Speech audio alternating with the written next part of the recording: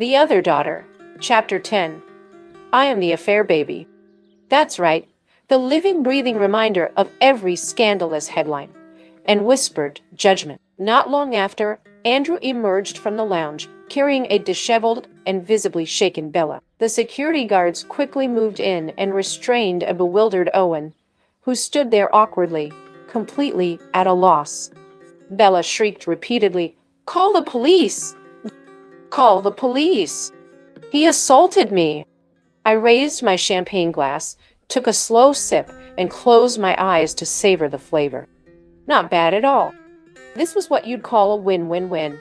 I got rid of Owen, disgusted Bella, and turned Andrew from a casual admirer into my most loyal devotee.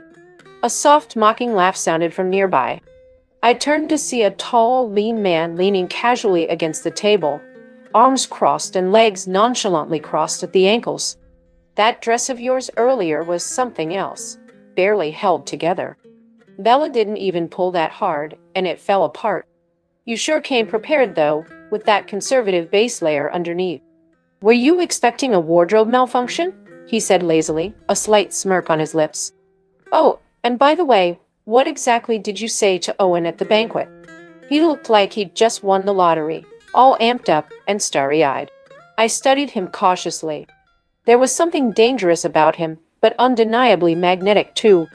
Don't recognize me? He raised a perfect brow. The Crest Group Gala last year. You walked in on my arm. I gave him a polite smile, showing just enough teeth. Someone as remarkable as you is hard to forget. I didn't get a chance to thank you last time, or catch your name, and sure. No need for thanks, he replied, tilting his head and gesturing dismissively, all elegance and charm. I'm Ezra Williams. Ezra Williams? The name immediately rang a bell. I searched my memory frantically. Of course, Ezra Williams, Andrew Williams' young uncle. Only 8 years older than Andrew.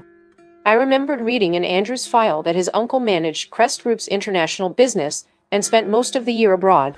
Ezra straightened and strolled toward me with long, deliberate stride. His presence was imposing, and I had to fight the urge to step back. When he stopped in front of me, he towered over me by at least a head, practically looking down at me. If we're talking family dynamics, I technically am your elder. Elder? I scoffed, arching a brow. You're barely older than me. What's with the need to pull rank? Age has nothing to do with it, he said with an amused smile. You're Ellis Baldwin, right? Bella's half-sister. Bella's engaged to Andrew, which ties me to your family in a way.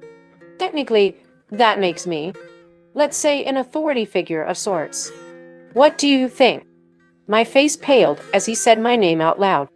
The smile vanished from his face, and he took another step closer, his presence almost suffocating. 6 months ago, Andrew told me he was infatuated with someone. He couldn't stop thinking about her. Imagine my surprise when I found out it was you, the girl from the Crest Group Gala. Do you know what impression you left on me back then? A cunning little fox, baring her claws, but pretending to be a sweet, harmless lamb. Nothing like how Andrew described you. Naturally, I had you investigated. I stared into his eyes, my throat suddenly dry. I didn't tell Andrew the truth about you. For one, I didn't want to crush him. And for another, you've kept a low profile these past 6 months and haven't sought him out. His voice was calm, almost gentle, but his words sent a chill down my spine. This time, I'll let it slide.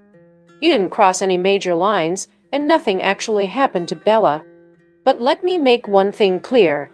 Don't drag your family's mess into Andrew's life. He reached out and patted my head like I was a child. Be good now.